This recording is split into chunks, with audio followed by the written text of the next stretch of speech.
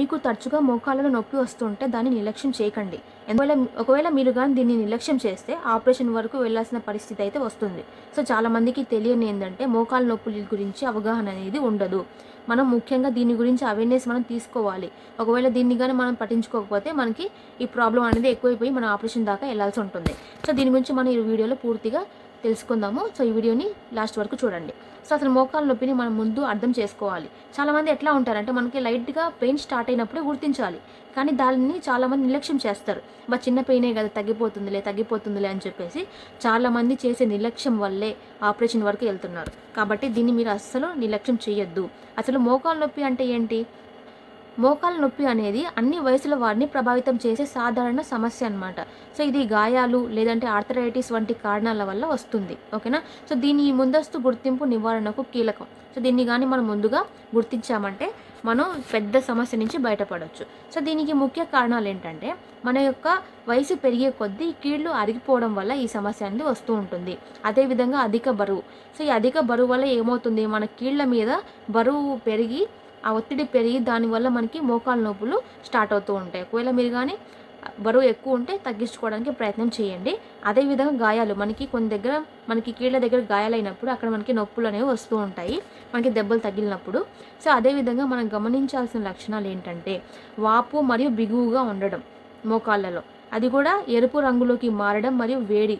So కదిలేటప్పుడు శబ్దాలు రావడం, కొంతమంది నడుస్తూ ఉంటే కూడా కళకళ మనకి సౌండ్ అనేవి వస్తూ ఉంటాయి.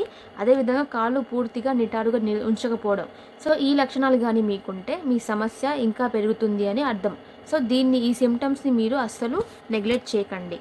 సో ఎక్కువగా ఏంటంటే అధిక బరువు వల్ల కూడా మోకాళ్ళ నొప్పులు వస్తూ ఉంటాయి. సో చాలా వరకు వచ్చేది అధిక బరువు వల్లే మోకాళ్ళ నొప్పులు వస్తూ ఉంటాయి. సో దీని మటుకు అసలు నిర్లక్ష్యం చేయకండి. అధిక బరువు వల్ల ఆర్థరైటిస్ వచ్చే అవకాశము 4 రెట్లు ఎక్కువ పెరుగుతుందన్నమాట. సో బరువు తగ్గడం మోకాళ్ళపై ఒత్తిడిని తగ్గిస్తుంది. కాబట్టి మన వెయిట్ మేనేజ్మెంట్ అనేది చేసుకోవాలి.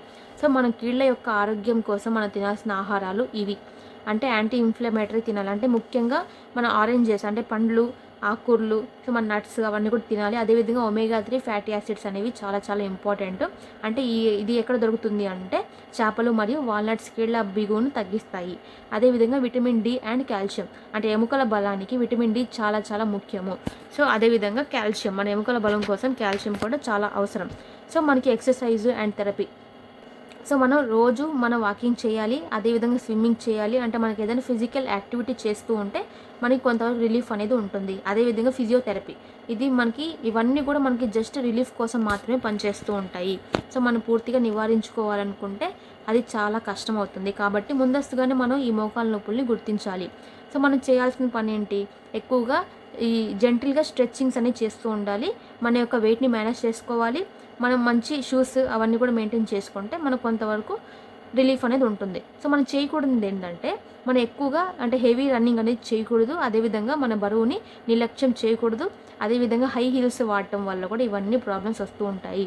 కాబట్టి వీటిని అవాయిడ్ చేసి మనం మంచి డైట్ని, అదేవిధంగా మనం మంచి ఎక్సర్సైజ్ ఇవన్నీ కూడా మనం మెయింటైన్ చేసుకుంటూ ఉండాలి. సో ఒక్కసారి వచ్చిందంటే మనం లైఫ్ టైం మెడిసిన్ వాడుతూనే ఉండాలి. సో ఒకవేళ రాకుండా ముందస్తుగా అవేర్నెస్ తీసుకుంటే చాలా మంచిది. కాబట్టి ఈ వీడియోని మీ ఫ్రెండ్స్ అండ్ ఫ్యామిలీకి షేర్ చేయండి. ఒకవేళ మీకు కానీ మోకాళ్ళ నొప్పుల సమస్యలు అనేది ఎక్కువగా ఉన్నాయి, ఎన్ని వాడినా కూడా తగ్గట్లేదు అనుకుంటే మన దగ్గర న్యాచురల్గా పూర్తిగా లైఫ్ టైం మెడిసిన్ అవసరం లేకుండా తగ్గించుకోవడానికి ఒక సీక్రెట్ సప్లిమెంట్ ఉంది. సో దాని గురించి తెలుసుకోవాలనుకుంటే నా నెంబర్కి కాంటాక్ట్ అవ్వండి. Thank you.